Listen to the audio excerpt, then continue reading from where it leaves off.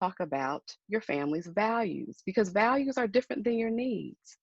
Um, in the same way that you're going to look at your individual needs, you're going to look at your individual values. So, what I did, and I encourage each of you to do if you're short on trying to figure out what are my values or what are some options for values, if you do a Google search for family values or values, you'll find several different lists that will have multitudes of different options. This is just a sampling that I took from a list of 250. Um, I quickly picked 27 that sounded like, oh, yeah, these are some values that I have.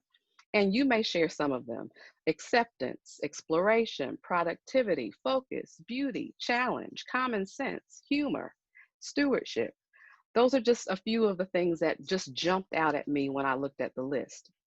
Now, what you want to do is definitely look for yourself, talk with your parenting partner or your spouse, and have your kids go through a list. I would even encourage you printing out a list, sharing it, giving each other highlighters or markers, and kind of letting everyone go through the list on their own, and then talk about what came up for everybody. You may have to explain to the younger ones what some of the words mean or how it shows up in your life.